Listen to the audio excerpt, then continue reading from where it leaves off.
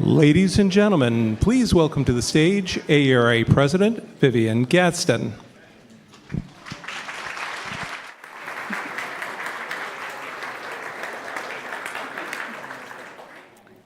Thank you so very much. It's terrific to walk up on the stage after hearing a bit of Motown. So welcome and good evening. I'm Vivian Lynette Gadsden, President of the American Educational Research Association, called AERA.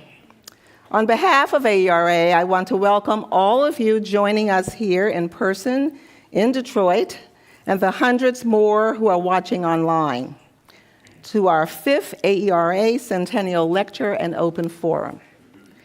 We are just delighted that our event tonight is being held at the Detroit Institute of Arts, a wonderful venue that is located in the heart of this historic city, known for its many contributions to the region and to the country. For those of you who are tweeting tonight's event, the hashtag is AERA Lectures. And as a courtesy to all of our speakers, commentators, and those of you who will be participating from the audience, we ask that you silence your cell phones and enjoy the evening with us. So many of you may be unfamiliar with AERA, and for those of you who are unfamiliar, the American Educational Research Association is the national scholarly and scientific society dedicated to advancing knowledge about education, to encouraging scholarly inquiry related to education, and to promoting the use of research to improve education and serve the public good. Founded in 1916, AERA has celebrated its centennial year this past year. So this Centennial Lecture Series has not only been a major part of AERA's centennial celebration, but after the centennial, will continue to be an important component of the association's work as we move into our second century.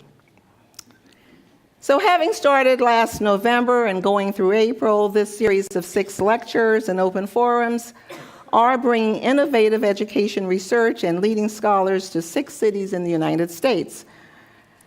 Just to give you a sense of the cities where we have already been, they are Brooklyn, New York, Seattle, Washington, Los Angeles, California, Oklahoma City, Oklahoma, here in Detroit, and next we will be in Boston. The lecture series very much reflects AERA's commitment to promoting public engagement and to connecting education research on significant issues to wide public and policy audiences across the country.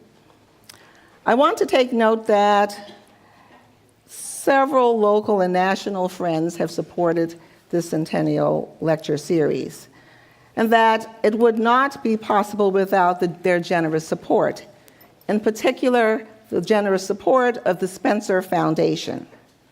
Thank you to our friends at Spencer for their ongoing generosity, support, and a shared commitment to this forum of outreach and public engagement. So we are pleased to be here in Detroit this evening. I am especially pleased to be here in Detroit. I lived here for a part of my life, and during that time, it was a vibrant city, and in many ways, I have felt that this is a place that has been very much instrumental in my own vision of what the possibilities can be for children and families. I'm also quite pleased that Dr. Charles Payne, a leading expert on urban education and school reform, will present on the influence of schools on children coming from poor homes and neighborhoods. Detroit has been on the front lines of many of these education issues. So it is appropriate that it is the site of this topic in our 5th lecture. After Dr. Payne's brief lecture, he will be joined in our living room setting by our moderator and 3 experts. I often say it looks just like my living room minus the books and the clutter. They will make brief initial remarks to kick off the conversation, but we very much want those of you in the audience to feel part of our living room and the open discussion. So an important aim of this lecture is indeed to connect research to policy and practice considerations in the community. In other words, to reach the local. So we want to hear from you about your experiences as educators, as parents, as leaders of organizations, and as researchers struggling with what's next, so that we can better understand how to take the research that is done and translate it into policies, meaningful policies, and practices that matter right here. Before we begin, I want to share a few words about our friend, Dr. Charles Payne. Charles is the Frank P. Hickson Professor in the School of Social Service Administration at the University of Chicago. His research interests include urban education and school reform, social inequality, social change, and modern African American history. He has published numerous writings and several books on education, including So Much Reform, So Little Change, The Persistence of Failure in Urban Schools, and he co-edited an anthology entitled Teach Freedom, The African American Tradition of Education for Liberation. In addition to his career in academia, Charles has been an active member of his community and served for 2 years as acting director of Chicago's Woodlawn Children's Promise Community, a neighborhood-based effort to improve the life outcomes for urban youth. There is so much more I could say, but I'm sure Charles is eager to get up here and talk to all of us. So with that, I am pleased to welcome Charles Payne.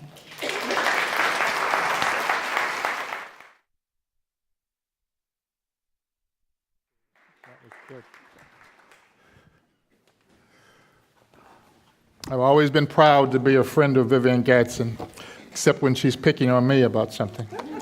So I want to thank her for that introduction, which is very kind. I want to thank Vivian and Felice for arranging this talk. I also want to thank my co-author on the larger project from which this talk is taken, Christina Ortiz. I certainly want to thank AER staff, some of whom had to listen to this talk twice today. I was crying for them. But also, I'm grateful that they made this happen, and like Vivian said, I am grateful that we're having this conversation in Detroit. If we're going to talk about the perils and the promises of urban education, there's just no better place than Detroit. I mean, you guys have been through it all, and as near as I can see, you're still on your feet, so ready for another fight, right?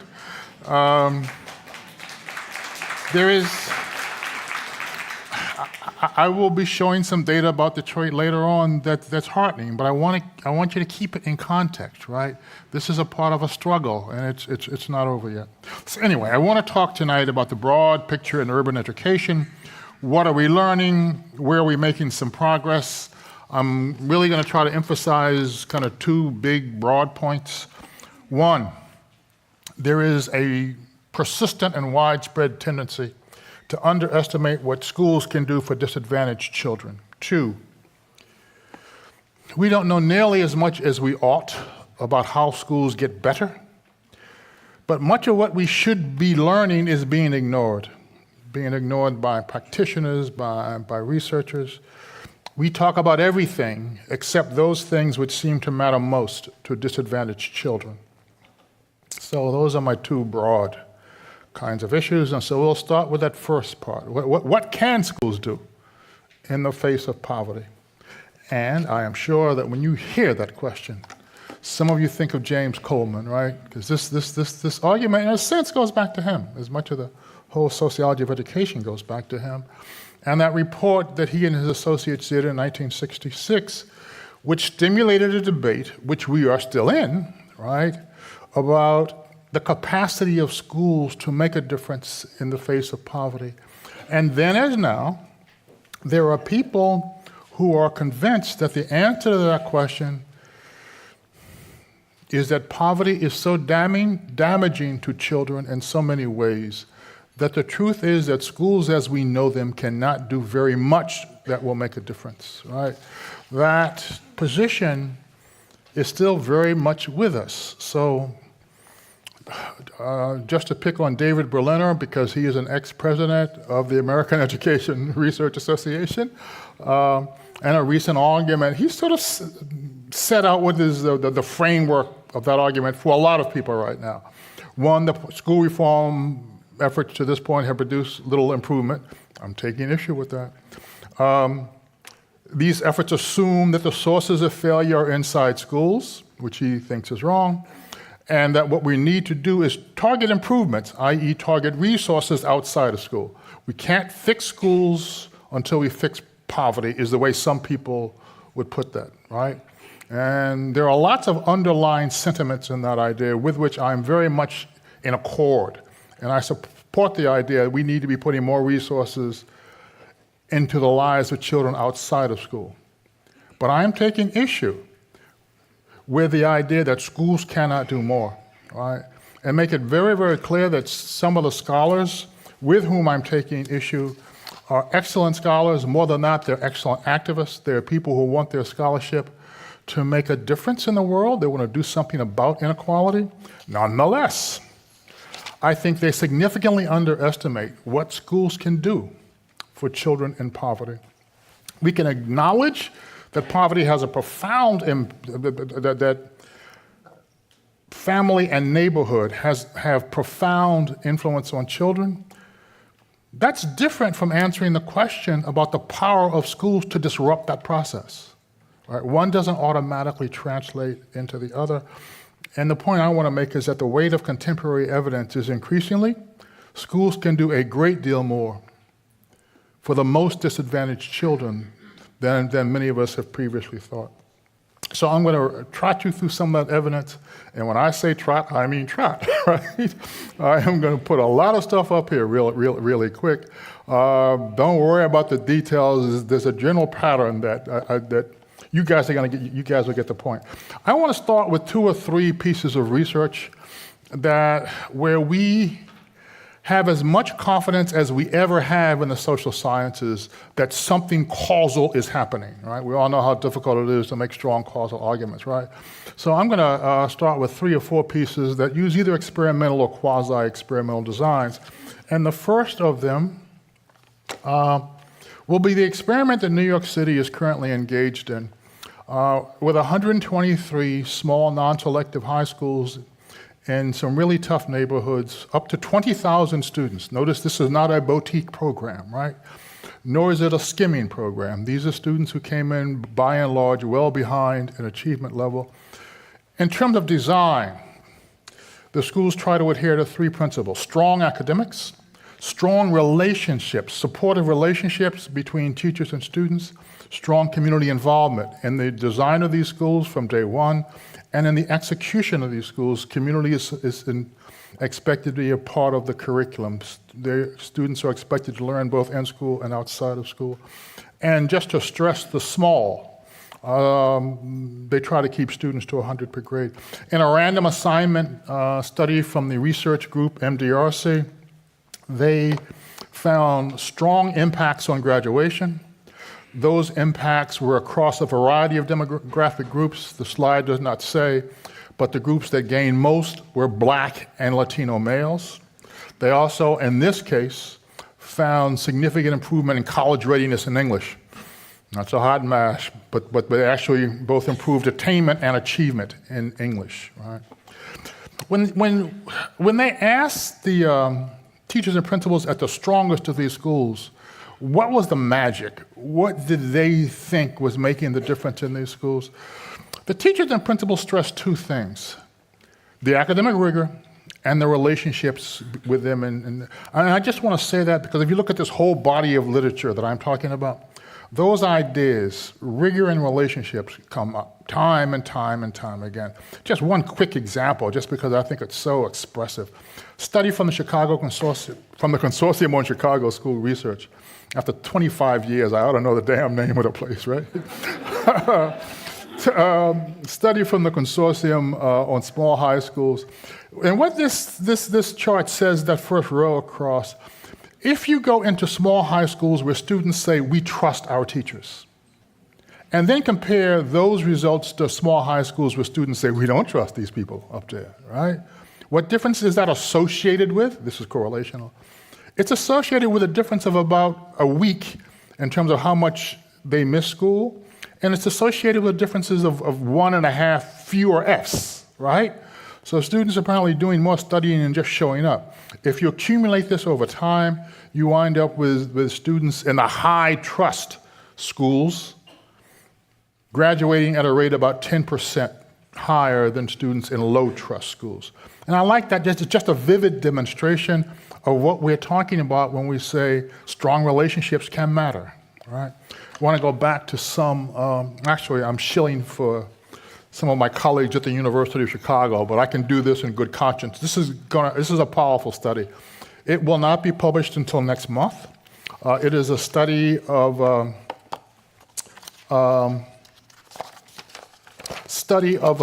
elementary school in Chicago, and the tagline from the study, what people are going to remember about these results, is that for the African American students admitted to the school, which in a fundamental reorganization of the process of instructional support, the process of teacher support, the process of parent support, what these schools were able to do for the African American students admitted to them is reduce the gap in reading and math scores between those students and the average white student in the city of Chicago by 76%. I said 76% reduction in the racial gaps for that city, right? And white students in Chicago achieve high. You guys know the politics, right? These results apparently persist in the middle school. That's as far as the study went. This study, when it comes out, ought to push, and there will be a discussion of this at AERA, by the way, for those of you who are going. This study should push our sense of possibilities, right? If this is possible, what else is possible, right? So I just want you to be aware of that. I said a minute ago that rigor is one of the recurring themes. In terms of high school programs, there are few which have their reputation for being rigorous as the International Baccalaureate, right? This is high school for the privileged. Well, a number of cities, Chicago among them, have begun to ask the question, and boy, this is one of the most fundamental questions we can ask. What happens when we give the things we usually give to privileged children to disadvantaged children, right? This is just one example of that humongously important question, which for me really should be at the center of much of our thinking. Well, the short version of it is that as compared to students in a carefully matched comparison group, the students who stayed in the IB program, not all of them stayed, right? It's rigorous, it's tough. They had about a third dropouts, right? But the 2/3 who stayed in were 40% more likely than the matched group to attend a 4-year college, 50% more likely to attend a selective college. You know how important selectivity is. When they persisted through the 2 years of the study at higher levels, and when they got to college, they literally said, college is easy. High school was hard, but we know how to write papers. We know how to argue from evidence. This other stuff we can handle, right? And footnote, because some of you will intuit this, the social issues they had problems with, because the backgrounds they came from didn't prepare them for the social milieu of selective college campuses, and I'm sure some of you have done that dance as well. And I'm delighted, by the way, that somebody told me last night that Cass Tech here is about to become, yay, an international baccalaureate school. And given the history of Cass in this city, yes. I'm not going to say much about preschool, since there's not a much of an argument about the value of preschool for low-income children. I will just say that New Jersey, which offers full-day preschool to about 40,000 low-income urban kids, their research shows that 2 years of participation in that program reduces minority white achievement gaps anywhere from 20 to 40%. It reduces low-income, high-income achievement gaps by half, 2 years of participation.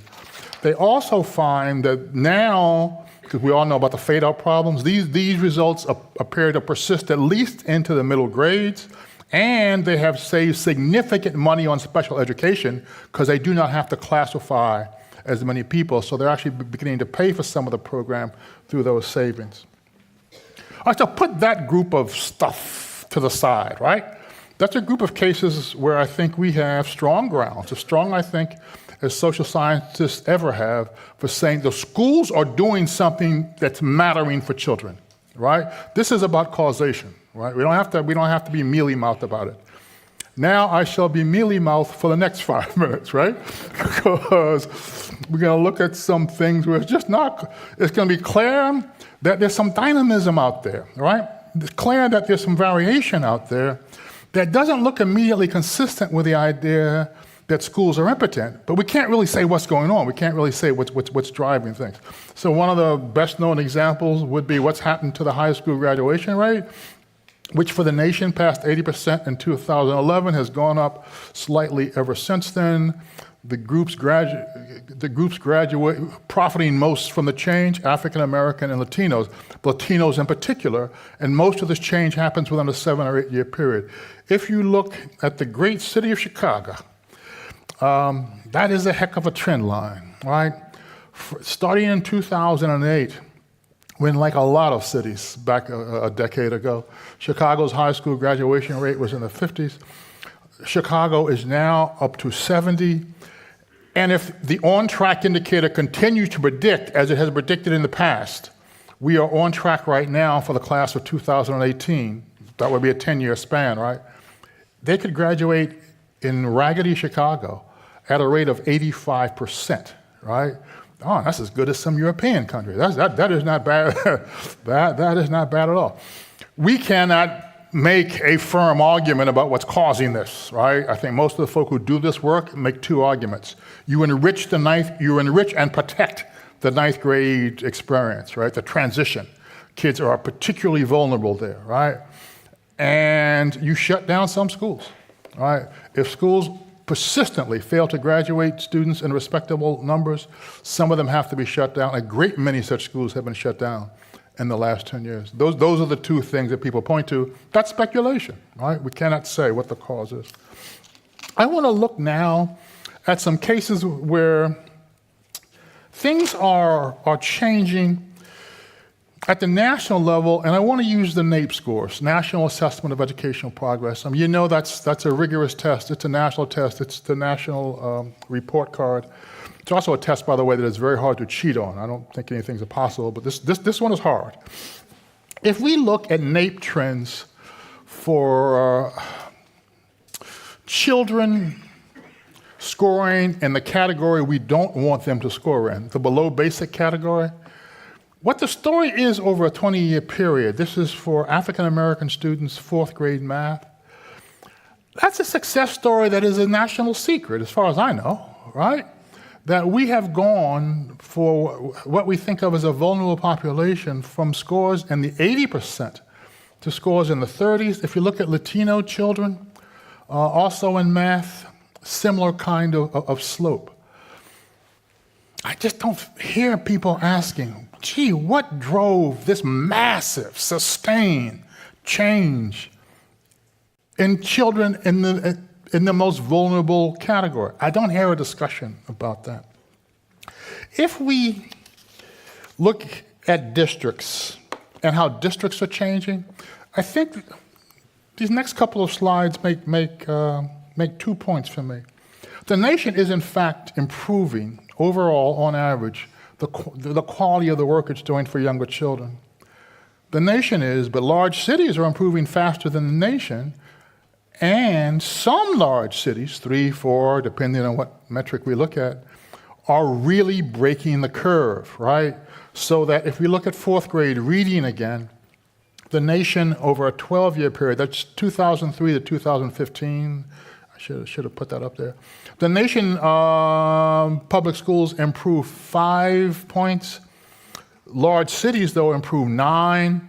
But at the outlier, you have the District of Columbia, which I once wrote, one of the 3 worst districts in the country. I was right when I said it, right? it is clearly dramatic growth. And again, Chicago and Atlanta are moving well as well. If you look at mathematics, it's kind of the same story. The nation goes up 6 points, large cities go up 10 points. Then there are, 4 cities that are comfortably in the double digits in an improvement over a 12-year period. And if anybody out there wants to say, look, it takes 12 years to get these improvements, and that's too long, I'm with you, right?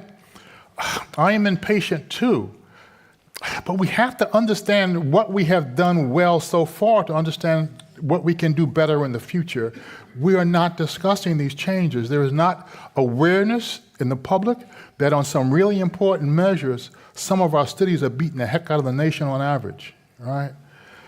And now I want to look at some data that compares urban districts to one another at one point in time.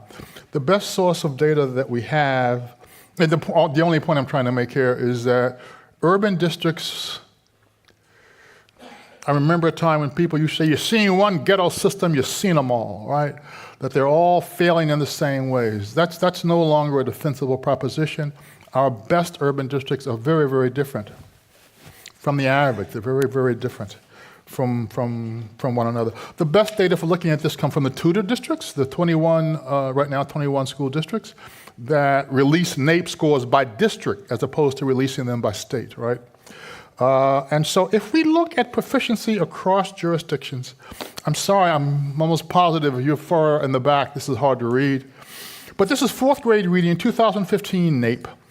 And what I am concerned with is this range of scores, right?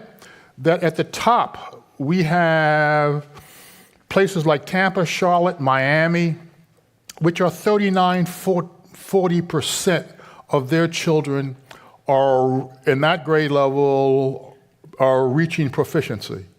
And at the other end of the spectrum, cities like Philadelphia, Fresno, Baltimore, Cleveland, Detroit, where it's 14% or less, right? It's that range from 14-something% to 40-some%. We don't have an explanation for, and we are not systematically trying to find out. If those districts at the bottom were performing more like the district at the top, this is a whole other conversation, right? National. And if we were to do math, the only thing that changes is almost the same set of, at the top here, Charlotte, Mecklenburg, Austin, Tampa, Miami, Jacksonville, they're all above the national average of 40%.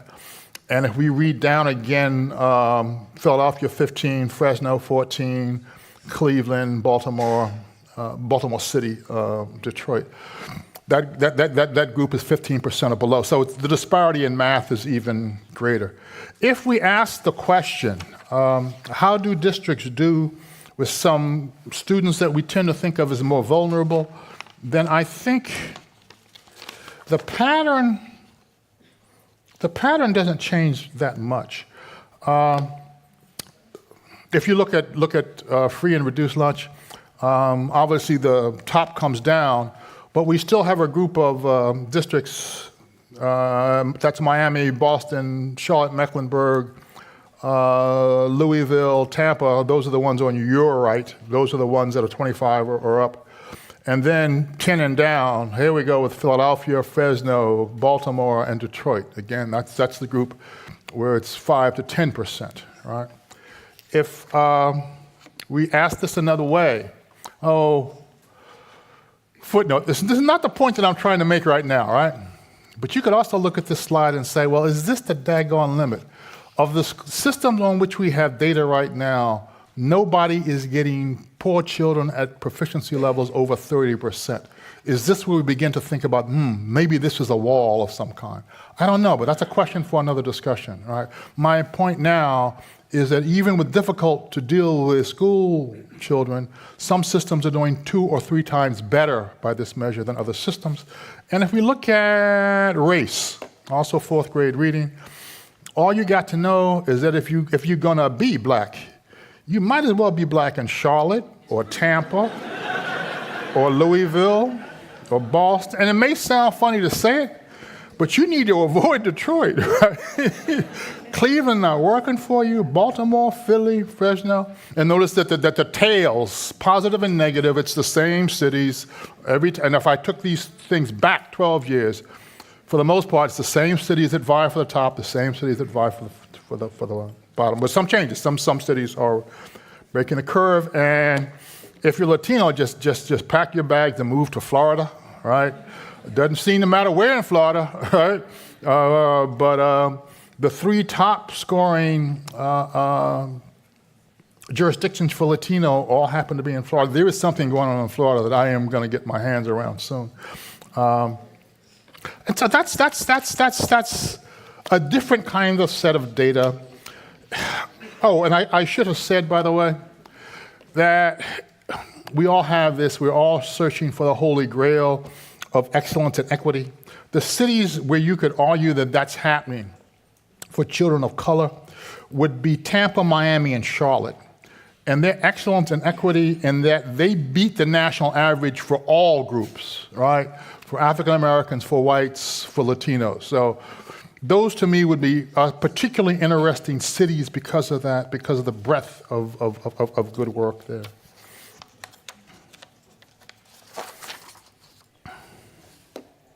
So my point is we don't know what these variations are about, but it certainly seems at first glance this is not immediately consistent with narratives of stagnation and incapacity in urban school districts, right? They suggested at least a possibility that something major is happening. And hear this point carefully. These differences are an order of magnitude larger than the differences most of us spend our time arguing about. This is not the difference between the average charter and the average traditional. That is trivial in comparison to what we seem to be seeing here. Okay? But that's where we are focused, is on that stuff, right? And not this stuff. So far, what does the landscape look like, right? I mean, I'm just saying that we have an accumulation of data. Most of it available really only in the last 10 years. Some of it only available in the last 5 years, right? That strongly suggests schools can significantly increase the numbers of children who are school ready, even from the most deprived environment. So that actually illustrate that. They can improve high school graduation, college readiness, persistence, graduation rates. Montgomery County, Maryland, which I'm going to mention later, increased the college graduation rates of Black and Hispanic students by at least a factor of 5 times more in a period of 8 or 9 years, right? They can reduce, not eliminate. I don't think eliminating gaps, thank you. I don't think eliminating gaps is a real idea. Some of these projects are at considerable scale. You can't say that we're cherry picking districts or kids. Some of them are pretty long lasting. To be real clear, I know some of these places and know that some of this stuff is politically vulnerable, right? That the superintendent can retire and things can go like that, right? But I am also trying to say some of this stuff looks pretty robust. So, and to repeat, some districts are improving at a rate faster than the nation, and that doesn't get noted. So the fear that animates me is that we can't get to the next plateau if we don't appreciate the plateau we are on right now. It's very easy. There's a certain kind of air of sophistication in repeating negative narratives, right? We can become addicted to these negative narratives, especially about urban issues. I showed some really negative data about Detroit, obviously, right? I struggled with myself about that too, right? Nonetheless, I'm absolutely sure that we could go here tomorrow morning and we could find classrooms where teachers are just knocking it out of the park. We could find principals leading schools that are changing the odds for kids. We can find parents raising high-functioning schools in neighborhoods that scare the socks off you, right? All of that stuff exists in every city I've ever been in, right? And in most of the cities I know, nobody is making a real effort to understand what's happening in those places, right, where people are beating the odds, right? And so I think there's some real deep issues behind our unwillingness to accept the possibility of academic excellence in certain kinds of populations, right? I think in the end, that is what much of this goes down to. So my great fear, especially in the current political atmosphere, the atmosphere existing since the election, is that this emergent good work is going to be destroyed by people who either cannot or will not see it, strangled in the crib, as it were, right? I think there is a very, very real possibility that that's exactly what's happening.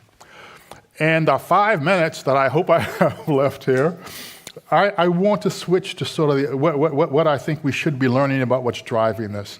This is necessarily at this point speculative.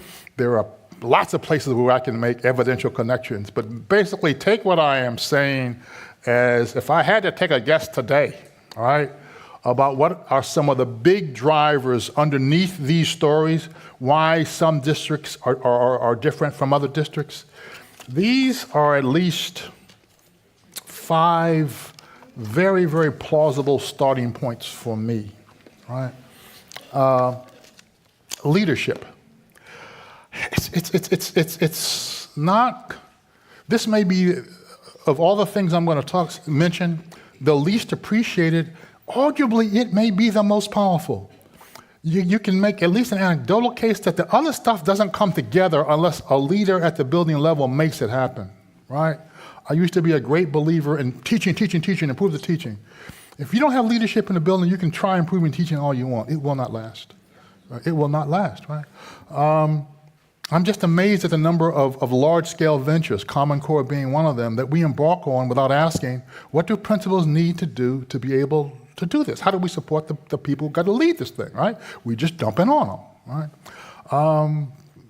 Leadership development in general, principal development in particular, how we identify them, recruit them, and support them. Most of the systems that I'm in touch with do not have systematic answers to those questions, right?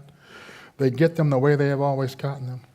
One of the most destructive discourses, embarrassing discourses, social scientists have ever allowed ourselves to be dragged into. It's a corollary to the Coleman argument. Do resources matter? Does money matter? I'll bet you there have been 30 articles with that title. Does money matter in schools? And they really mean, does it matter in schools for poor children, for children of color? We just need, that's just a silly question, right? If you, some of the places that, like Massachusetts, the state that consistently beats everybody, is putting a lot of resources into schools. It's just that simple, right? If you go in Montgomery County, if you go into a kindergarten classroom in a poor school, you see a teacher and you see a full-time bachelor's degree aide, and they have 17 kids. You go into the kindergarten classroom in a well-to-do school, you see one teacher and 25, 26 kids, right? Because they think these kids will be fine, right? These kids over here need extra support. They can all wind up very close together, right?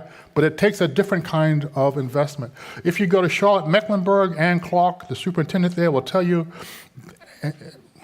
I think she's bragging, but I'm sure she's telling the truth too, that they have created over time a system in Charlotte-Mecklenburg, a culture in Charlotte-Mecklenburg, where she has had principals come to her and ask why they have not been assigned to a tough school.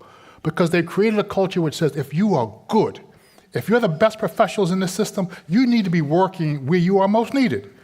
And if you are not, then you begin to ask yourself, why haven't I been sent to the ghetto?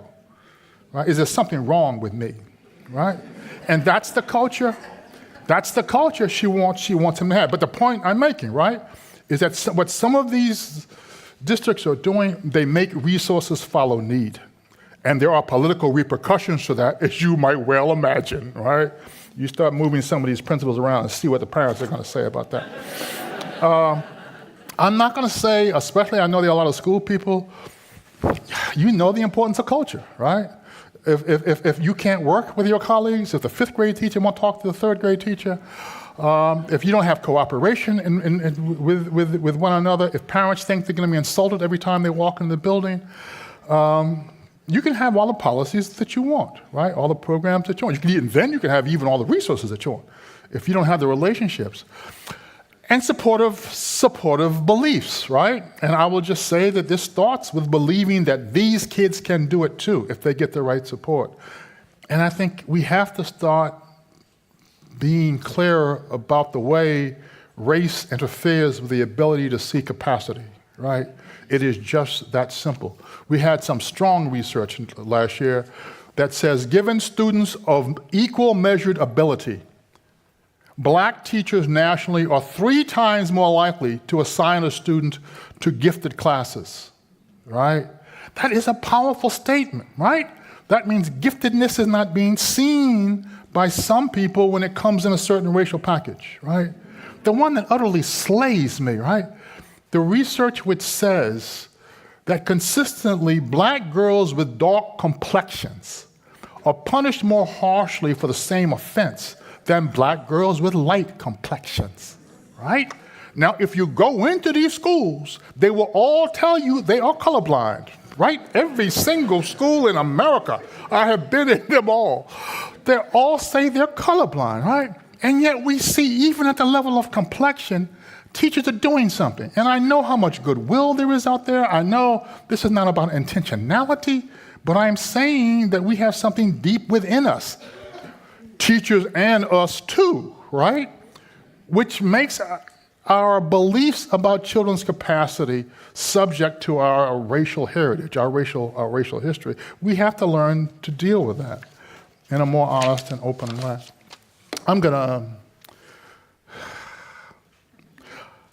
Yes, I'm up against it, and I want to get to the panel, so I'm going to skip a couple of things. Look, strong professional standards just means that everybody in a school, from the principal to the kindergartners, ought to feel that they're being pushed, that they're not sure they can do this thing, but they also should feel they're getting a lot of help, right? That somebody is behind them, that it's not either or. Consistently, the environments that are working for children are places where it's high demand. We ain't here to play. We're not going to let you cheat yourself, right? But we're also going to give you the support that you need, right? That both of those things coming together. Just Montgomery County, how do you build professional capacity among teachers? You recruit the best, right?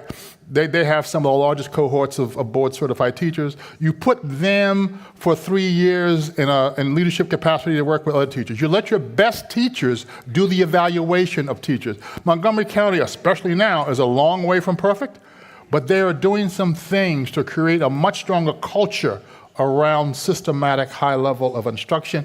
Notice, by the way, 2 things that I think are particularly important. They literally required at one time that if you went into a red school, you had to agree to stay there for 3 years, otherwise you had to leave the district. You don't want children coming from those environments to have more instability in their lives, right? We don't need a revolving door of teachers. And don't clap for this one. In 10 years, the superintendent, Jerry Wiest, replaced 90% of his principals. And that was almost always over, they couldn't raise expectations or they did not have the issue of instruction down, right? They couldn't increase instructional capacity among the faculty. That takes us to the issue of accountability. And that's redundant logically, because accountability is a part of professionalism, right? It is so important. For children of color, I would argue you cannot get change at scale unless the lack of change hurts somebody else. If it's only hurting them, it's going to go on, right? This is the interest convergence kind of convergence. Thank you. Interest convergence kind of an argument. And I want to say this because I'm guessing there are a bunch of educational progressives out there. Yes, yes, and I love you, I'm with you. However, the historic failing of progressives is their fear of using power, right? The conservatives obviously have no issue about that, right? Progressives don't want to hurt anybody, right? A part of what vulnerable children need are adults who will be ruthless on their behalf, right? And I want to be clear, right? I mean, I hate situations in which we went through performance management in Chicago. Those people, every day they threaten to fire you, right? You don't make your numbers, you'll be out of here tomorrow, right? That's crazy. That's not accountability, right? That's just creating a culture of threat. But it has to be clear to people that they will get the support they need, that you will communicate with them honestly, but if they don't get better sooner or later, there are going to be some consequences, right? That is the way it is for middle-class children, the people who teach them. It needs to be that way. It needs to be that way for other children. And by the way, I should have mentioned when I was talking about discipline disparities by complexion, that you should absolutely try to hear the next talk in this series, Russell Skiba, April 12th, I think it is. That he's going to talk about these disparities in punishment. He's really at the cutting edge, and what he has to say is just absolutely crucial to the national conversation. I am going to stop and start summarizing, but when I talk about this, it's another way of saying that whenever we talk about what to do, people expect an answer in terms of what programs or what policies, right? That's not where it's at, right?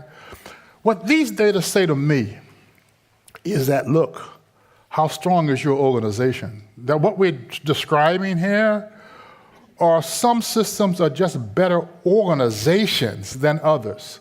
They have a better organizational culture. They have better organizational procedures than others. And so you give them a policy, they can do something with it. Give the same policy to a school at another level of development, and you get what we usually get, right? It's not the policies and the programs that we talk about so much do not have the kind of power. I now believe, after spending most of my adult life trying to understand programs and policy, I now believe they do not have the kind of power that many of us once thought. And when I say that, in the great state of Michigan, I know that some of you graybeards will be thinking about Ron Edmonds when he was at Michigan State, talking about effective schools. I am just amazed at how, 30, 40 years later, you look back at that research, you look back at the research of the Consortium on Chicago School Research, which is by far the organization with the most data, the most persuasive arguments about the science of organizations right now. The underlying ideas are fundamentally the same, right, about the importance of what organization looks like. I will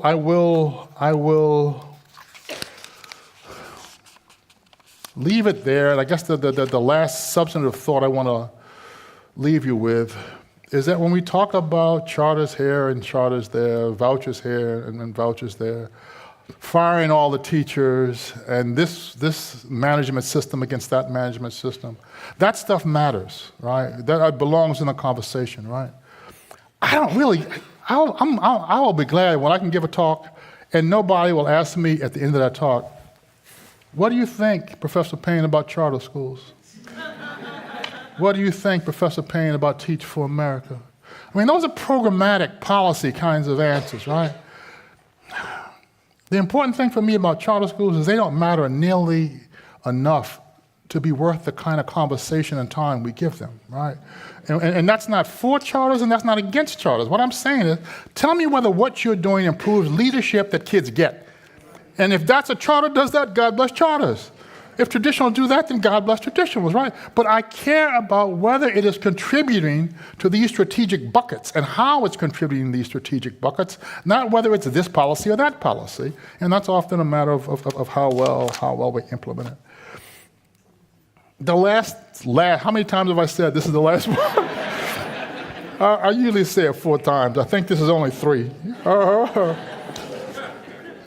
Have to say something, obviously, about the present moment politically, the present context, right? An idea like schools don't matter for poor kids, schools can't make a difference. That can be a conservative idea. You spin it one way, it's conservative. Spin it another way, it can certainly be a progressive idea. In normal times. Normal times ended in November, okay?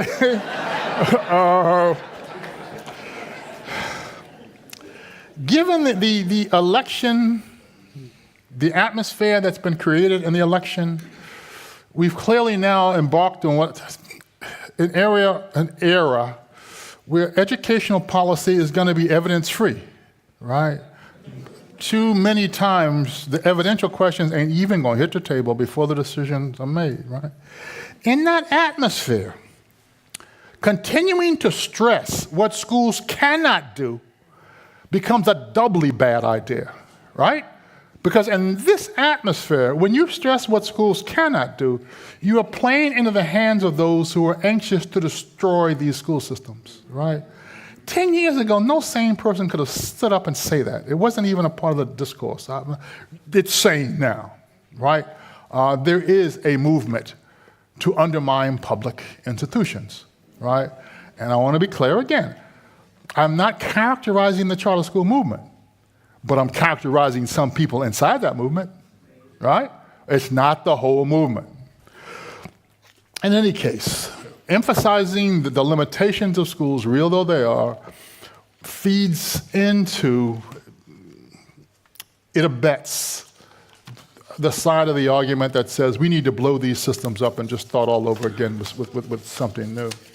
In this context, I think the most viable strategy, the best politics, and as I believe the best supported, empirically supported position, we need to stress a lot more what educators are doing right.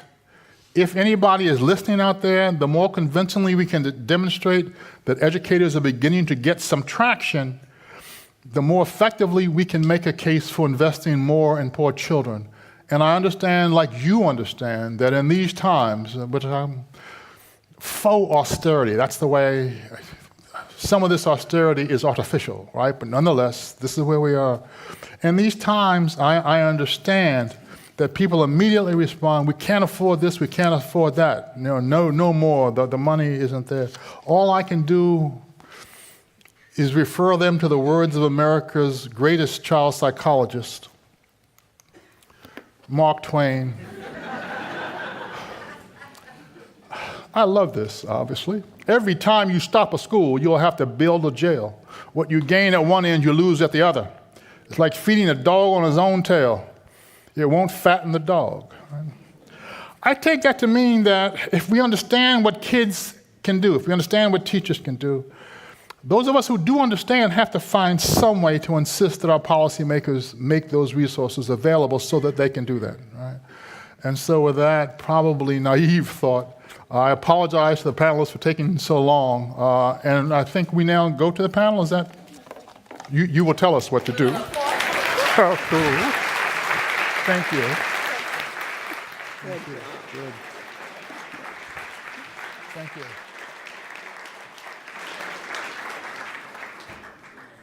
Do you want to say your last point? Yeah, no. Just checking. Just checking. Just checking. Okay.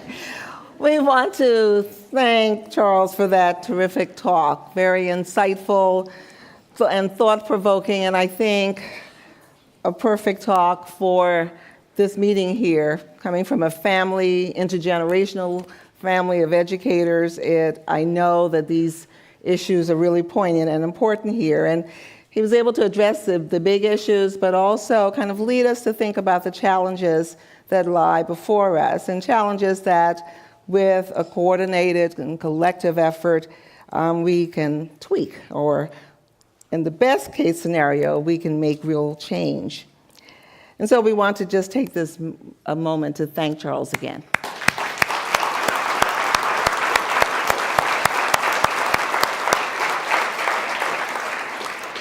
So we now want to move into the forum. We are privileged this evening to have an excellent moderator, Aaron Einhorn.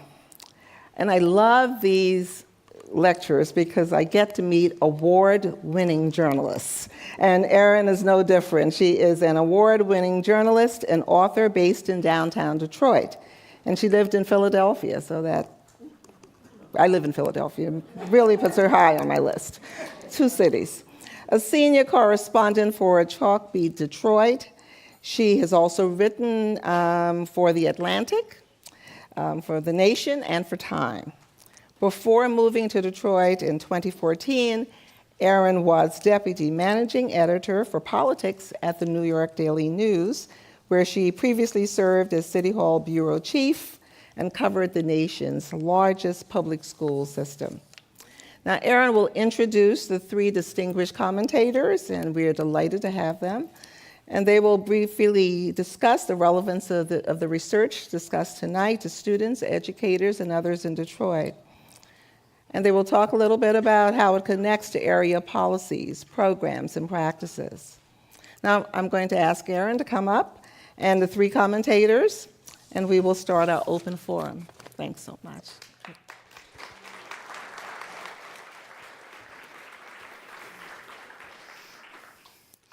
Well, thanks so much for that introduction, and Dr. Payne, thank you for that lecture, and everybody for coming out tonight. Just really quickly, just introduce the rest of the panel, and then they're each going to take a few minutes to respond, and then we can kind of get things going. And then I'll remind you all that you should get your questions going, because there's a couple of microphones, and we're going to want to hear questions from all of you. To my left, this is Dr. Jeffrey Robinson, who is a 23-year veteran of the Detroit Public Schools, now the Detroit Public Schools Community District, and he is the principal of the Paul Robeson Malcolm X Academy, which has an African-centered curriculum. He also is a professor of both education and African American studies at Eastern Michigan University and Wayne State University. Did I get that right? Punita Donnie Thurman is the program director for the Skillman Foundation, which is heavily involved in education here in Detroit. She leads the foundation's education strategy portfolio as the foundation's program director, and also serves as the executive director of the Detroit Children's Fund, which is an affiliate charitable organization that is being rolled out in conjunction with the Skillman Foundation. And Dr. Sarah Lenhoff, who's the Assistant Professor of Educational Leadership and Policy Studies at the College of Education at Wayne State University. Her research focuses on educational policy development and implementation, school choice, and improvement science, with a special interest in Detroit. She also came out of the advocacy world. Her previous job was at Education Trust Midwest. So that's the context where they're all coming from. I think it's a panel that brings different perspectives from kind of different angles. So I think hopefully we'll get a bunch of different perspectives on the issues at hand. Let's take it from there. Thank you. Where do I start? As I sat and I listened to the lecture, I began to think on the topic at hand, and it was the limits of schooling and the power of poverty. But then I kept making the intersection and adding in the subject matter of race and class. When I think on the limits of schooling, I think Dr. Payne, he hit it on the head when he says that we as a nation have not had a fair and honest conversation about race. It's sort of tantamount to America's original sin. And when I say that, I mean that we are asking ourselves questions on subject matter, sort of going back to what Dr. Payne said, that we know what to do, but we lack the concerted will as a society to do what is needed for the least of these, those that are most vulnerable.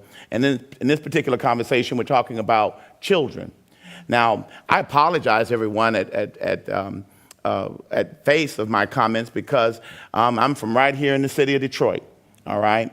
I was pained that on the charts that were shown to this national audience, that at the bottom of that chart sets a district that produced me, and that painfully has continued to fail its students for now generations. That's a problem for me as an educator in the city of Detroit. And when I think on the limits of schooling, I can't get to the limits of the school until I address the limits of the society which these schools are a part of. I remember the quote by Horace Mann Bond. He said that schools have never been the progenitors of a society. They've always been a reflection of it. And it pains me philosophically and ethically what schooling is saying about the society that our children are growing up in today. I'm pained at the fact that here in the city of Detroit, the state of Michigan, that a lot of what has not happened in Detroit has been because we have been subject to one of the most tyrannical, anti-democratic measures ever conceived within American history, as far as I'm concerned. And I I tailored my comments that way because of the effects it has had on children. It has devastated the lives of hundreds, thousands of children in the city of Detroit because all that has happened within the school reform movement here in the state of Michigan, the city of Detroit, has been antithetical to what we know needs to happen in the classrooms. Just the basic things that we know that children prosper in smaller classroom environments. Yet we have been a part of a system for the last 20 years, if you really want to put it all together, that the classroom sizes have gotten larger instead of smaller. We know that in order to get the best, you have to hire the best, retain the best. Here we go, pay the best. All right? And the measures on educational reform here in the state of Michigan have been antithetical to that because our teachers are not able to maintain themselves while we ask them to teach and educate the least of these. And so, while I got a lot of soapboxes to get up on, and I could have talked all this by myself, my issues are that until we deal with the questions that are before us and have been before us for the last few years. We in the United States know that separate is not equal. We know that. But what we have not answered as a society is what is equity? What does education look like for a student in Detroit as well as the students in the surrounding suburbs? We know that, again, separate is not equal. But what will it take from an equity perspective to provide what the children need when they need it in the abundance in which they need it? Because you have some schools of thought that would suggest, and you have to stop me when, but some schools of thought would suggest that, within a school reform movement, well, once we solve certain problems, we can line all our children up and they're all ready to compete. Well, that's not true because we know, this is AERA, that it takes a child 3 to 5 years to recover from one bad year of education. Now combine those numbers, and Detroit is already a city that's suffering from what's now being termed as concentrated poverty. Now take that term, I'm just going to alter it a little bit, and now think of how the children are now being affected by concentrated educational malfeasance. Malpractice. It reminds you, we started this conversation when I was doing my doctoral work. I was stunned by the work of Jonathan Kozol and Shame of a Nation. But that shame, he could rewrite that book, and he would never have to leave the city of Detroit to represent all that we haven't done and needs to be done to really start a true and honest conversation about what we as a nation, and I'm taking it outside the bounds of Detroit, but what are we as a nation going to do to educate the children? Because at best, America as a nation has an educational standard that is mediocre. We've fallen. We are no longer in the top 5 of the industrialized nations. So if that's the case on a national, international scale, and then we come and we really highlight, lift up the educational failure that we have in cities like Detroit and Cleveland, then where will we be, especially as we are now in this era of alternative facts? You as an individual are entitled to your own opinion, but the fact of the matter is that we are a part of a country that is failing our children, and by definition, we are failing our future. Thank you.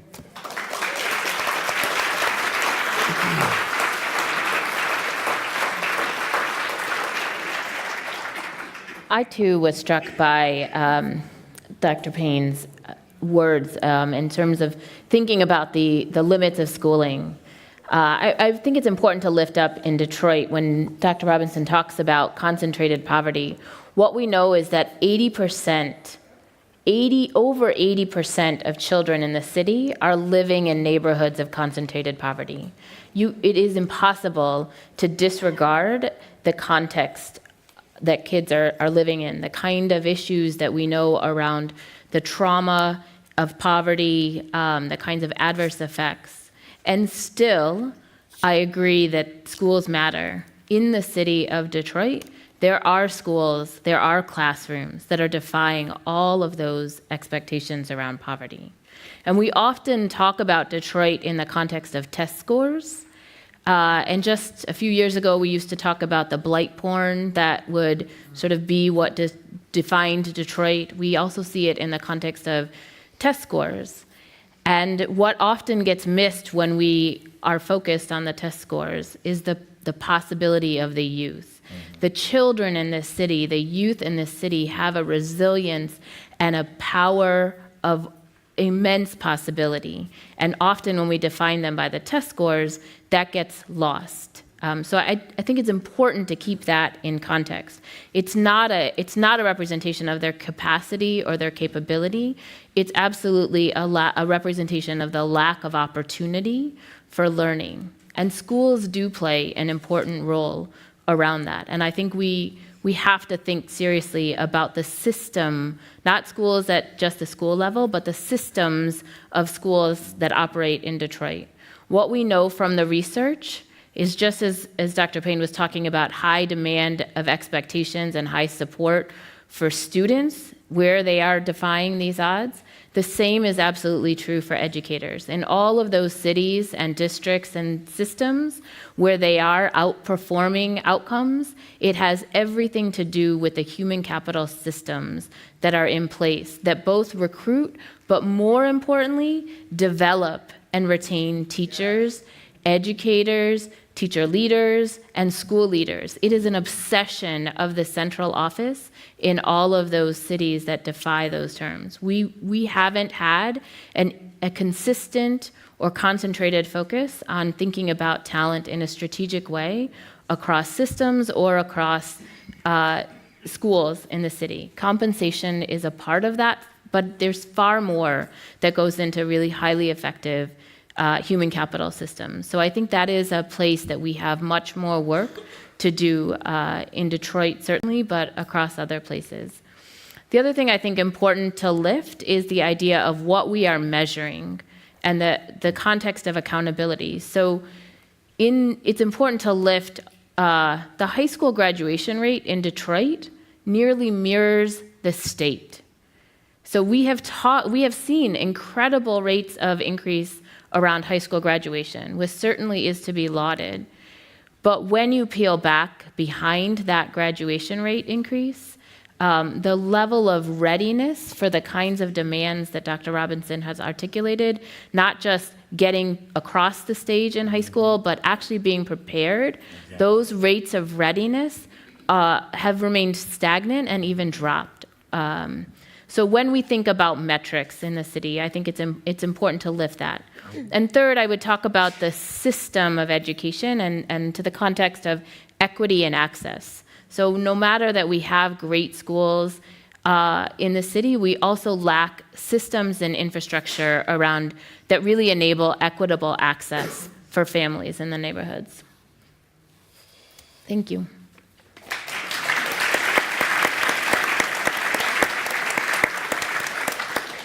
Good evening. Thank you so much for having me, AERA. I feel like it's a real privilege, and I'm humbled to be up here with a group of people who I really admire.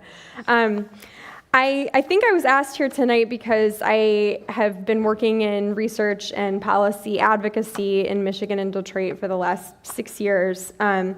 But I also wanted to raise up that I live and work in Detroit. I have 2 young kids who are about to be school age too soon for me. So like many of you in the audience, this work is professional, but it's also really deeply personal to me. And I know that I have a lot more to learn than I have to teach and share tonight. But I'll do my part and offer a few observations, particularly from my work in policy. One thing I wanted to raise up is that policymakers are interested in research. They want to make research-based policies, right? We'll see what happens since November, right? But there have been efforts for the last 2 decades to use research to guide policy. And many of the reforms that we've seen that have failed have come out of a desire to use research. So all of our data that says teachers matter. Of all the things in schools that matter, teachers matter most. All of the teacher evaluation reforms and merit pay reforms that we've seen have grown out of that research, right? So to me, that's hopeful, right? It tells me that what we do as researchers matters. The problem has been, like with teacher evaluation reform as an example, the policy solutions that we've attached to that research have not been right. They've largely failed to produce the student outcomes that we really want to see in our poorest schools. And my hunch about why that is based on a lot of other research on what really makes a difference for kids. And I think about what Richard Elmer called the instructional core, and how almost none of these policies, even the Common Core, didn't really deeply touch what teachers are doing in the classroom, which we know is the key to transforming educational experiences. And it's that relationship between teachers and students and content, and I would say families, that is truly key to transformation. So Dr. Payne, I think, rightly focused on relationships as being one of the two key elements to making a difference in these schools. So as a policy person, you may not think relationships is something that's super research-based or policy-oriented, but we've seen in Detroit how much policy can impact relationships, school relationships, so deeply. We have seen just in the past 2 months, the state chaotic rollout of their plan to close 25 schools in the city without consulting families and community members, putting up barriers to family and community and school engagement by creating a chaotic, non-accountable school choice system in which charter schools can't prioritize neighborhood kids in their enrollment decisions. They can't prioritize things like integration, socioeconomic and racially. And then in turn, they're not required to provide transportation when schools are trying to attend their schools, 10, 20 miles away, right? So there are ways in which policies in Michigan in particular have had a huge effect on school-family relationships. And so Dr. Payne asked us to look at things that could be hopeful. What can we attach ourselves to that could actually make a difference in these schools? And I think the focus on relationships is so key. I am hopeful about two particular things in the policy and kind of academic research arenas. The first is what I mentioned earlier. There is an interest in the policy arena to use research-based policies. But the key for people like me in the academy is to help craft the right kinds of policies, right? Work together and communicate better with the public and with policymakers about how to use research responsibly. One of the most promising research-based ideas that I have seen and that I'm interested in following over the next several years is what Tony Breik has sort of coined improvement science in research, which is really, he calls, the science of getting better at getting better. And the key to this kind of method of improvement is about bringing the people who actually need to improve their practice to the table when you're designing improvements. It doesn't seem that revolutionary to people who aren't in education, but largely this is not the case, right, in our field. And not only to have them at the table when you're coming up with the solutions, but have them at the table when you're trying to figure out what are the problems to solve. And to me, this is key, and it comes back to relationships.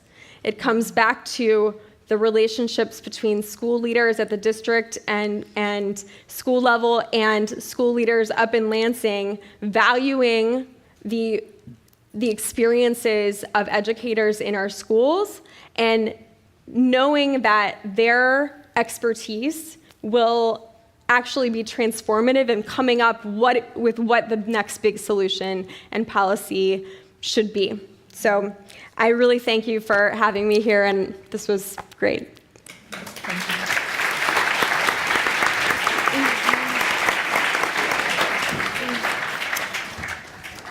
So I'm going to get the conversation going, but and then I'm going to turn it over to all of you. So get those questions ready.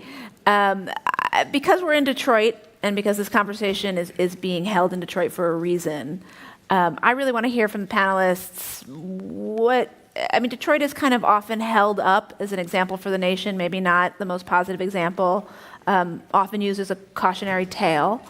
But if each of you could take it, maybe we'll go in the sort of reverse order, starting with Dr. Payne. What are the lessons to learn from what's happened in Detroit?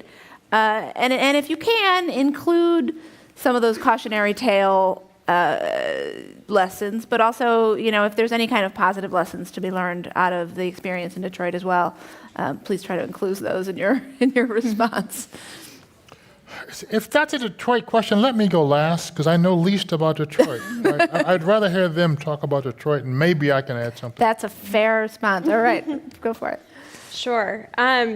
Well, I would say one positive thing is that the systems have been so poor here that we actually have a really amazing, many organizations in the city who deeply care about this issue, and people doing just incredible work to try to build relationships. So for instance, I just saw Charlonda Buckman from the Detroit Parent Network. She leads this organization that has, 30,000 Detroit parents who their organization works with every day to connect them to resources, to help them with employment, to give training, but also to work in some ways through advocacy to ensure that they get better schools. So, there's something really activating about kind of being in a dire situation and having to come up with other ways to kind of fill in the gaps.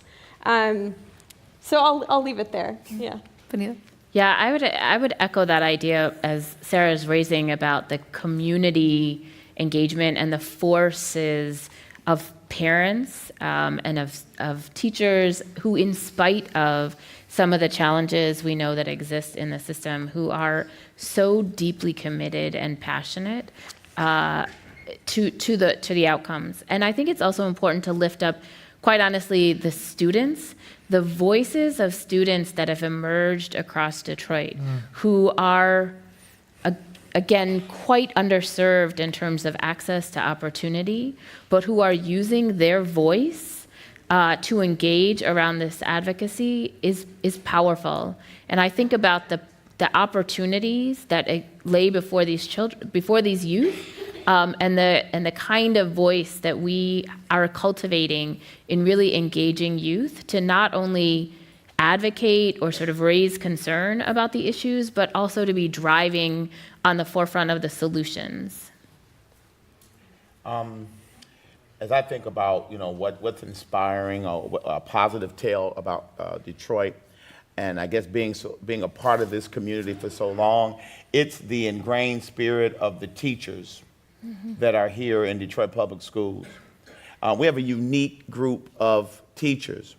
I don't know anywhere else in the country where after being in a position for so long, the benefits not getting better but getting worse, pay not going up but going down, that there was one particular time the district came to the teachers and each teacher loaned the district $10,000. Who does that, all right? When I think on the notion that our teachers face, and I was one for 18 years, and I do the same as a principal now, when each year you come back and you're asked to do more, With less. when you've actually been given less, when you are spending substantial amounts of your meager income to fill in gaps in classrooms, the one thing that has encouraged and inspired me is that hell no spirit that we're not going to give up on our children. that we're not going to give up on the community that these children come from. There was once a notion or a rumor that, well, all the good teachers had left Detroit. And I was proud to be among those that said that's a lie. Though good teachers are the ones that did not give up on our children, realizing that, yes, the enrollment in Detroit public schools has dropped over the last 20 years, but there's still, I'm going to round up, 50,000 children in Detroit public schools that depend on those teachers that show up sick, that show up in bad conditions, but they're there because the children need us. And so as an educator, knowing that that spirit is there, I couldn't tell you when. I don't know. Sometimes it looks real bleak as to when we will start to do what is needed for our children. But one thing that I am for certain, that when that day comes, that the teachers of Detroit Public Schools will be there and be ready to take on that task.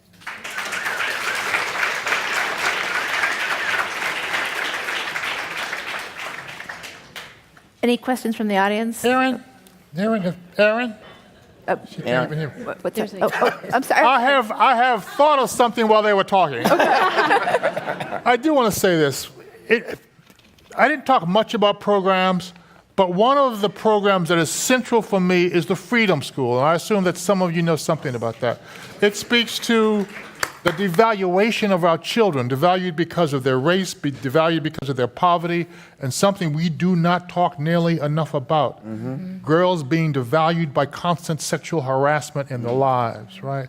Freedom schools can be runaways which speak all of that. And I heard last night that this summer, 150 kids will be in freedom schools in Detroit. And if you would like to know more about that, is Stephanie Moore here? Oh, excuse the hell out of me, Dr. Stephanie Moore? Right, would you stand up? All right. So if you want to know more about that, and if you can help her with her fundraising, I know she would be happy to talk to. It's a very, very important initiative in my mind. Yes. So, yep, thank you.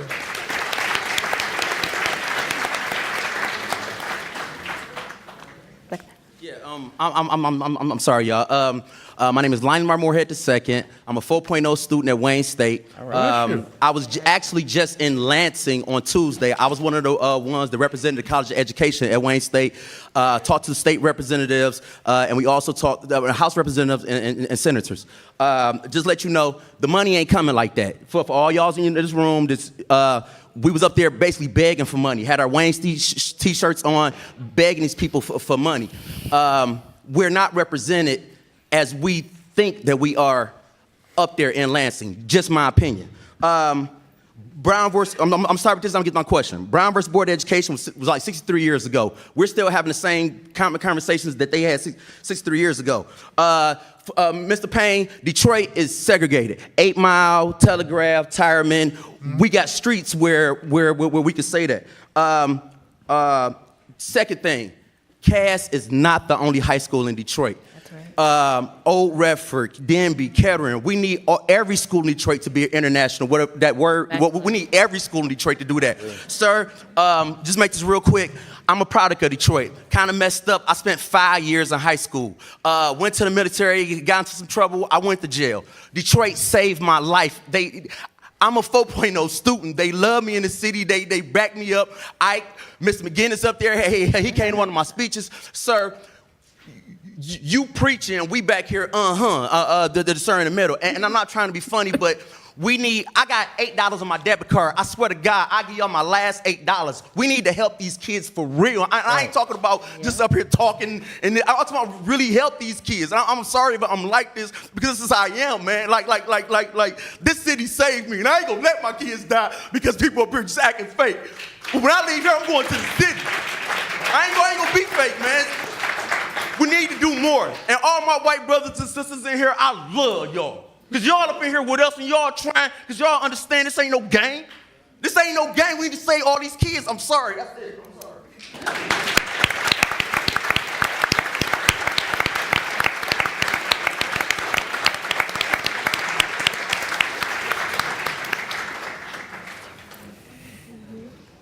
Anyone want to respond?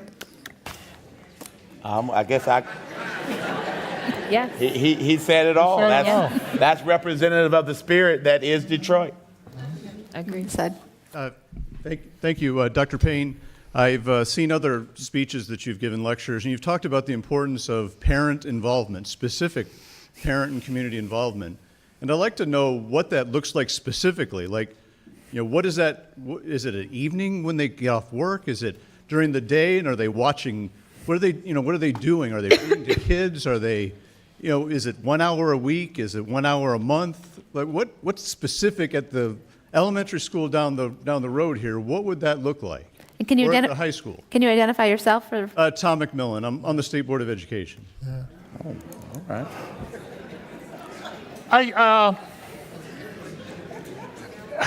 I am in the process now of trying to. Chicago has some really excellent parent organizing. The program that I know best is the Logan Square Parent Mentor Program. At the heart of that program is a principle that it's two generations. Anything you do that develops the adult will also someday benefit the child. You don't have to know how, just assume that. But second, they train parents to do things which help develop schools academically, but also help to change the culture. And so one of the things that they do is train parents from the neighborhood to become literacy experts. It has all kinds of positive effects when kids see people from the neighborhood in the school in professional roles. That is a step in the direction of cultural change. And I just wish you could be there at some of these, the graduations they have in June, where these women talk about how little confidence they had at the beginning and how now when they go home, they don't take any BS from their husbands anymore, right? Because they have learned something about what they can do that they did not understand. So just look up Logan Square Parent Mentor Program for a model. The only other thing I will say is that in the work that I'm trying to do with parents now, it's organized around 5 principles of which can't remember. One is that parents should insist that children bring home no grades lower than B, that you draw a line in the sand over that. Parents should insist that televisions be cut off. Parents should develop a library habit. I can't remember the rest.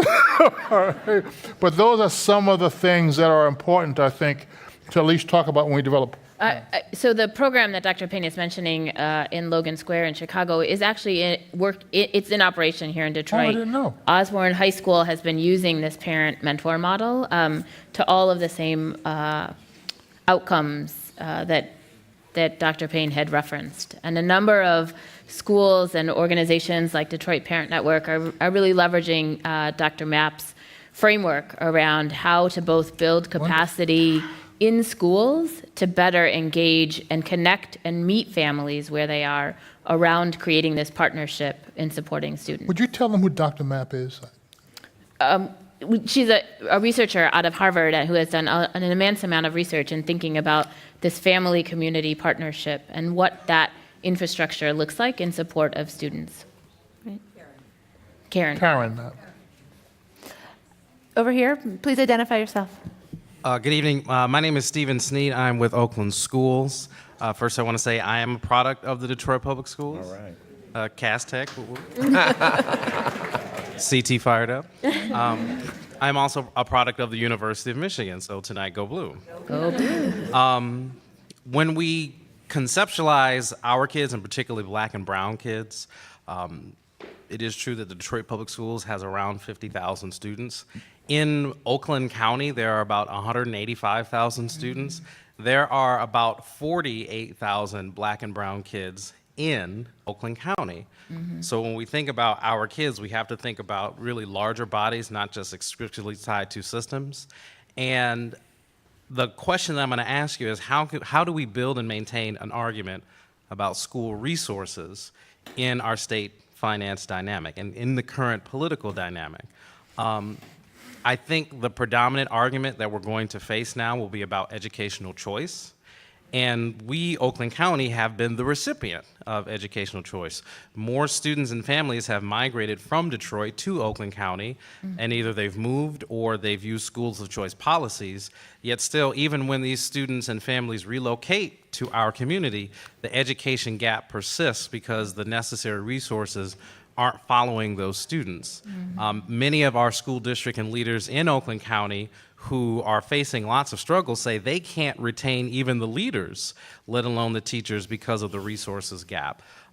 There is currently a school finance study collaborative that is trying to raise this issue and to do a school adequacy study to find out what is the proper financial amount that is necessary to educate a student. But my fear is politically that may fall on deaf ears because, again, I think we're in this climate where you kind of said even reflexively, you know, the argument about having school finances is a silly question. Of course they matter.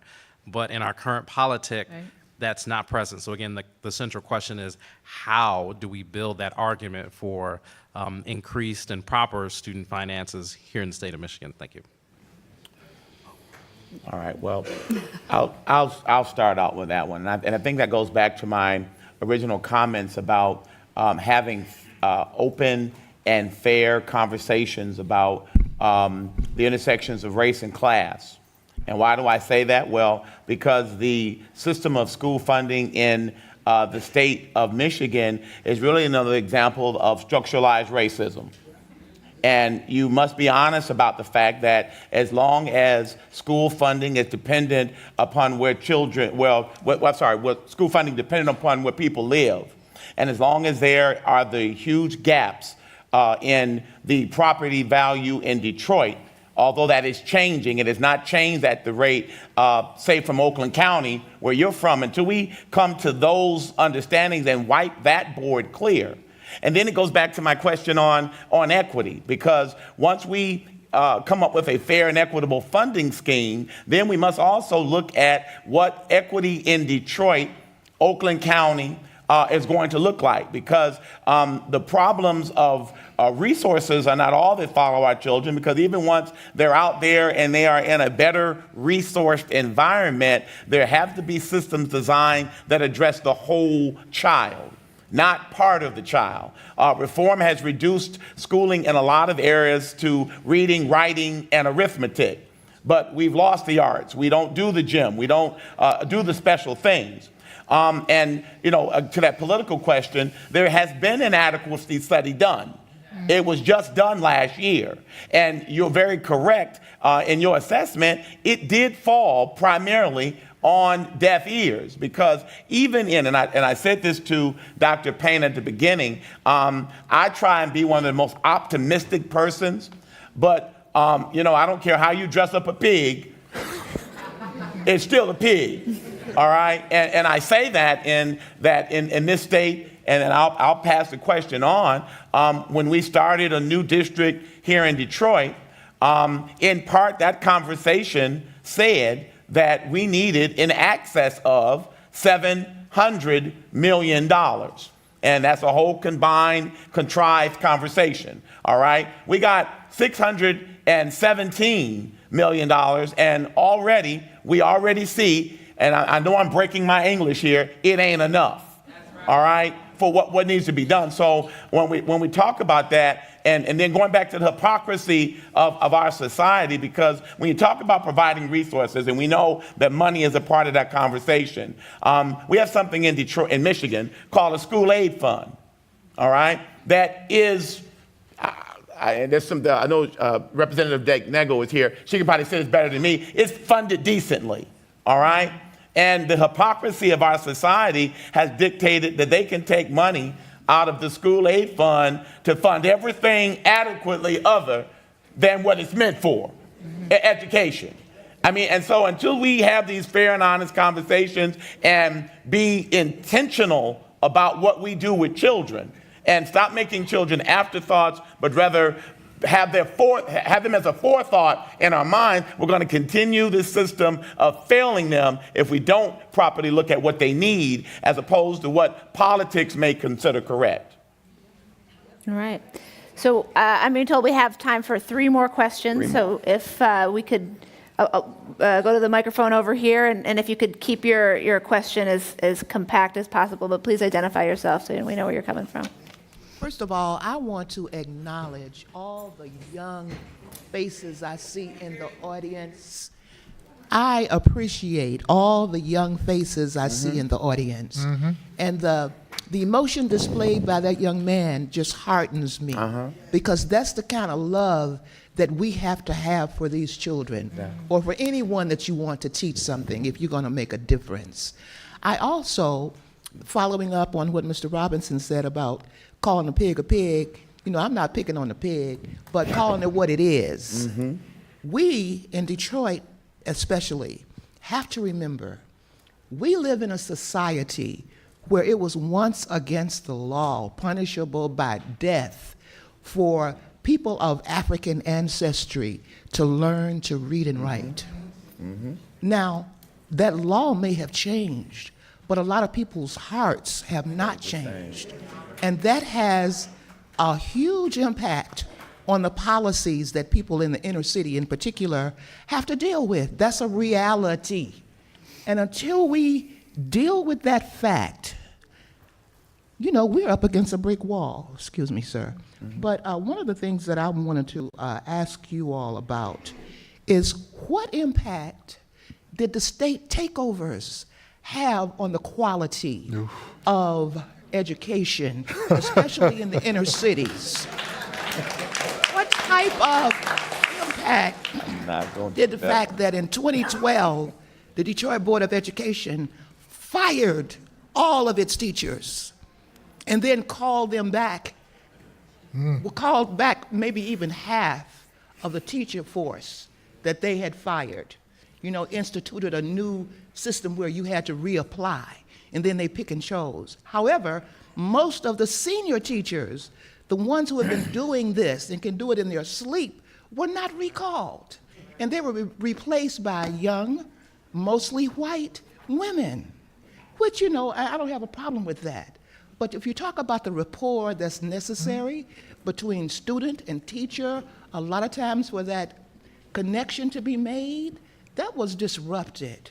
And how do we get past that? Yeah. You know, how can we learn how to love those little faces that you see in front of you? Because it's a learning thing. Anyway, I could go on. However, I'm hoping that people will have the opportunity to have their questions at least heard, if not addressed, because obviously you have made an impact. Thank you. Thank you.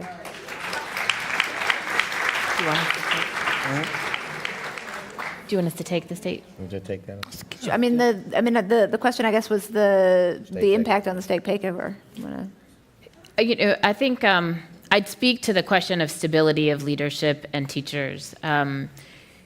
You know, there are many things to debate about the state takeovers and the ultimate impact, but we know for sure that the kind of stability and in systems and in classrooms that kids need to reach their highest potential, that was disrupted. And that is something that we have to think much more deeply about in terms of where decisions are being made, who's making those decisions, and on whose behalf. Where is the representation around that work?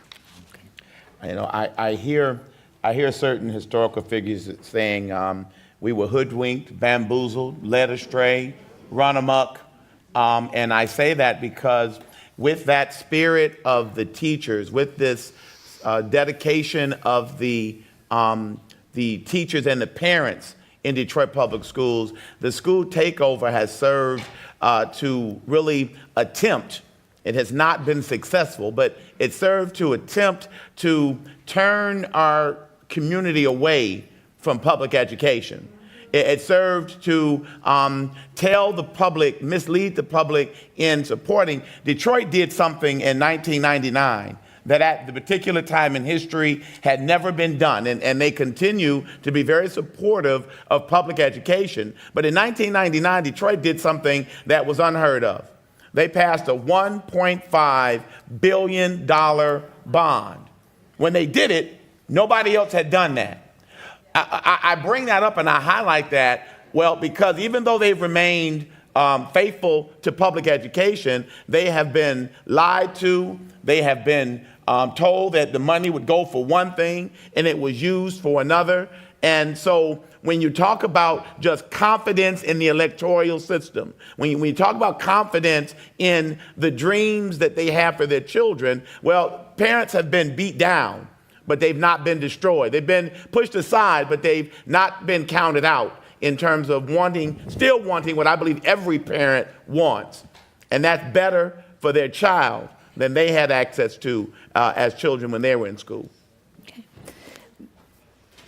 Hi, I'd like to thank everybody on the panel. This has been really informative, wonderful. My name is Kim Ransom, and I'm a doctoral student, but I'm also an advocate for children. I'm from Chicago. And my question is kind of to the audience, actually. How many of you are parents, by a show of hands? Okay, great. How many of you love your kids? By a show of hands. All the time? No, I mean, really. If you don't love them, please keep your hands down. But if you do love your kid, could you please put your hand up? Thank you. Okay, so to the parent question of how do we deal with parents? What is an involved parent? I have a long history of working with parents. I've never met a parent, whether they were a congressman or on crack, that did not love their children. Right. So when we want to ask the question, how can parents be involved? We need to look at ourselves, those of us that are leaders and that are educated, and see the parents that love their children and figure out what are the race or class or economic struggles that they have day to day that get in the way of them showing their quote-unquote middle-class capabilities to be at a 9 a.m. parent meeting or a 5 o'clock in the afternoon parent meeting when that may not be the life that they live. So when you're responding to parents, you have to be in relationship with parents, right?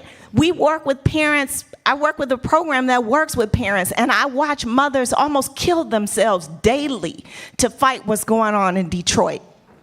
So when we talk about parents, let's reframe the questions that we're asking, and let's remember how many people in this room love their kids, regardless of race, regardless of class, right? And let's get about the business of creating systems that love parents, love families, and love children. And then begin to build programs that serve those people. Thank you. Thank you.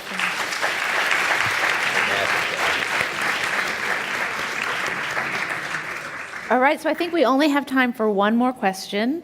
If you could please identify yourself and keep your question really tight, please. Oh, don't worry, I got you. I think for me, so my name is Tamara Butler. I'm actually a teacher educator from Michigan State, and I'm actually kind of sad that I get the last question. So one of the things that I'm actually interested in is the ways in which we use data to flatten the reality of the people that we're talking about. So I'm actually a little upset in thinking about the graph that I saw. So being from South Carolina, and knowing that Charlotte-Mecklenburg County is right across the border, I think the thing that I'm concerned about is there data that doesn't just rely on the numbers? So the first person that got up, the gentleman got up and spoke very passionately about being a product of Detroit Public Schools. And so I think the thing that we miss, especially with this being on a national and international scale, is the story. So I would actually prefer if we think about what those bars could look like if we answer the questions that people have posed in terms of what put Detroit where it is. And it's the defunding of schools. It's the class sizes. What do the class sizes look like in Charlotte-Mecklenburg compared to Detroit Public Schools? And so I think for us, if we're gonna do this work, another thing that kind of upsets me, this is my second time being at the DIA, is how we don't have students here to tell us what's working and what's not working. Because they'll be able to tell you. I'm a teacher educator, and the ways in which I inform my class, talk about best practice, actually comes from students that I work with. And they'll tell me who are the most effective teachers and who are the most ineffective teachers. So if we really want to do some building here, and we really want to get to the bottom of why Detroit is where it is and why Charlotte, Mecklenburg, and Tampa, and all these other random places on the map that aren't in Michigan are at this other end of the scale, I think we have to include all stakeholders at the table. And what people have presented tonight is actually who the stakeholders are. So it's students, it's parents, it's policymakers, and it's educators, as well as teacher educators. Because without all of those stories, we end up with these same graphs that tell us the same story that we face every day. But what it doesn't do is it doesn't tell us about the resilience and the persistence of our students and our teachers. So I just ask that, I know that it's important to show the data, but I just ask that we use it a little bit differently, because it's actually a little depressing, and it doesn't tell the story of what students are facing every day. So it's not a question, but it's definitely a thought. Thank you. So we do have like just two people back here who want to ask a question. Would you mind just allowing the time for us to ask that question? Just two right here. Is that? Go for it. First, though, because she asked a question about class size in Detroit, and we happen to have a DPS principal sitting right here, I thought I'd ask you, what's the largest class size in your school? Largest class size in my school right now is 42 first graders. Yes. Yes. But let me explain that. Let me explain that. And I explain it in that because of the enrollment crisis faced by the district, we're constantly taking children in, and we do that all school year long. So while I didn't start out with that number, we have something we see at every January, and I guess, Dr. Payne, you were so articulate in not speaking against charters, but from this perspective, I must. They kick kids out. In that we have this enrollment battle that goes on between the traditional and the charters every fall. And numbers of children go to the charters. But there's something strange that happens after the count period, when the money has been taken. And just between January of this year, when we came back, and I'll just say Monday of this week, I've taken in 74 children that have come back from a charter to the public system, and the whole resource question. So while I didn't start at 41, and this is something that is a point of contention for charters, they can select and remove people from the charter environment. I know some people will say that's not true. I live it every day. But when they come to the counter at Paul Robeson Malcolm X Academy and they say, I want to enroll, I have to enroll them. Now, the other part of that is that many children are in that many children are with that one teacher, because when I get those children, normal logic would dictate you get the children, you get another teacher. But that doesn't happen in Detroit public schools. The teachers are not as plentiful and available as we need them to be. But again, that Detroit spirit, I have a teacher that gets down every day. But I know that by the end of the school year, I have to buy her a fifth of something, all right, for what she does in the classroom. So I had to put that in context.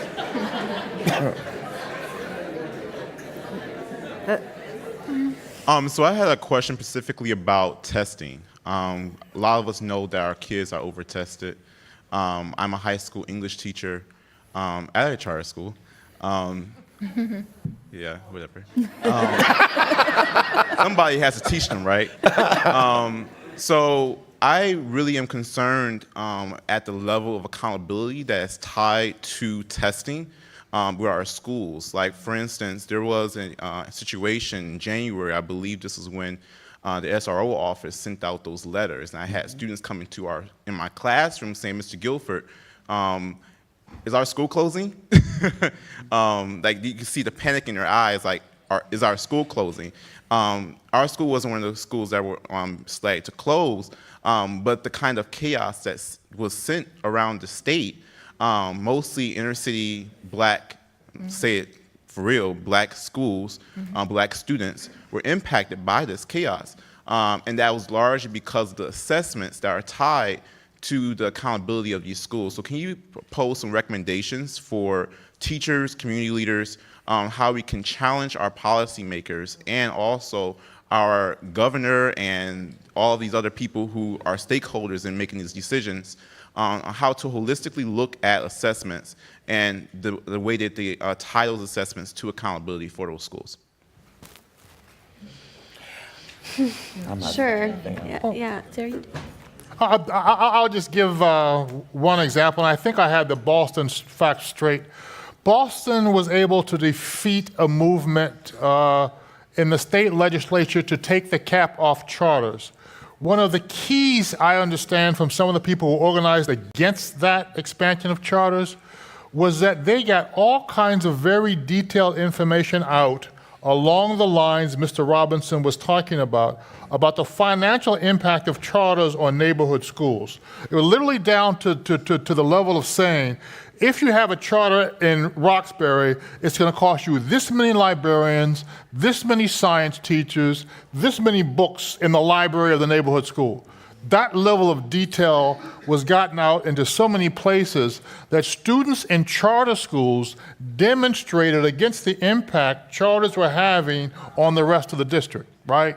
That is just good, hard-nosed, door-to-door organizing, but trying to make a point to get people the information they need to understand what is happening to them. So that's at least one example. This is an issue that parents in Detroit are currently grappling with in terms of an opt-out movement. It's new. I couldn't give you any assessment on where it will go, but I recognize it for the knowledge that's been given and shared among parents and communities, the tie between what's going on in their community and these standardized tests, and their ability as parents to opt out of the test in terms of making a statement to get some action about these devastating effects that the decisions that are the result of standardized scores are making on communities. So that type of movement is afoot in the city of Detroit right now. Just real briefly, as someone who doesn't think standardized tests are the worst thing ever to happen to public education, they have told us some really important information, particularly about how we're underserving poor children and students of color. I think the major problem has been number of tests. Well, the number, but also so little policy and infrastructure around how to appropriately adopt tests in a way that doesn't damage curriculum, that doesn't damage instruction, right? So it's again about how do we get our policymakers to think about how their policies are impacting what's going on in the classroom in good or positive or good or bad ways. And so I don't think the enemy is the tests. I think it's the lack of support and infrastructure and how to think about tests in reasonable ways and not crazy ways. That's very good. That's right. Hi, very quickly. My name is LaToya Daniels. I'm a product of Detroit Public Schools. I'm the daughter of an educator. Quick question. I teach at Denby High School. It's my 7th year of teaching. I'm also a University of Detroit grad student. My professors are in the house. I'm aspiring to be administrator. What will it take for the state board officials, school districts, school reform committees, and individual school districts to get on the same page? And what are your suggestions for improvement? If school and community relations are to exist, we need to mend the relationships between each of these separate entities, because as you said, we're separate but equal. What is equity if we're separate but equal? And especially if we are promoting relationships in our buildings, because this little teacher who's 4'11" has been taught to love on our kids. I'm a product of this environment. So what do you do when you're not heard? Like, this little soul is changing lives. So when you're up here and someone that's like me that's down here, like, what are your suggestions? And I'm not saying down here because I feel I'm down here. I'm down here because that's what it is. I think the persistence question isn't adequate to the question that you are raising, but you are absolutely right. The number of times that policy decisions are made in rooms without teacher voices is incredibly, it's unbelievable. So having teachers owning themselves in the profession and finding mechanisms to have their voices heard by whatever structure or infrastructure, there are many other cities and many other states that have taken on work around really raising teacher voices, organizing teacher voices. And again, this isn't a charter or district, this isn't a union or not union. Educator voices need to be heard and engaged much more thoughtfully in every policy decision around education. So since there are state officials in the House, my question is to you, and I'll sit down. All right. What happened?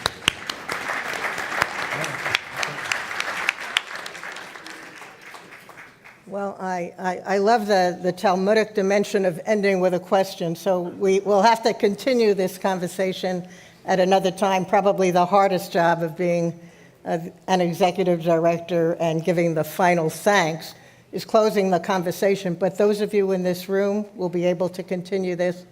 Those of you who are joining us virtually will not be with us as we close this evening, but I would be remiss if I didn't really thank Charles Payne for catalyzing this conversation. Let's hear it. And none the least, bringing, as we've sought to do in each of these community conversations, bringing the voices of the community. This is a public lecture. It was intended as a public lecture to be able to show how indeed we connect. Charles was talking about rigor and relationships. Part of what AERA is trying to do is bring rigor and relationships, the relationship of research, the relationship of studies, statistics, research, and findings into your conversation, and similarly to hear what you've been struggling with, asking about, so that we can make our own research more robust and relevant to the continuing conversations, not only in this living room, but in every living room watching us today, and in the continuing living room. So I said quite consciously, we've ended with a question. These conversations need to continue, not only integrating those of us engaged in the knowledge production, but those of you struggling together with arriving at solutions. So the selection of Detroit wasn't because it was at the lower end of the scale. The question, the selection of Detroit was as much driven by the fact that we know that you're trying to address these issues across the spectrum and sectors of our society. So Erin did a great job moderating, Jeff, Punita, Sarah. And if I can just say, and really most in particular, you.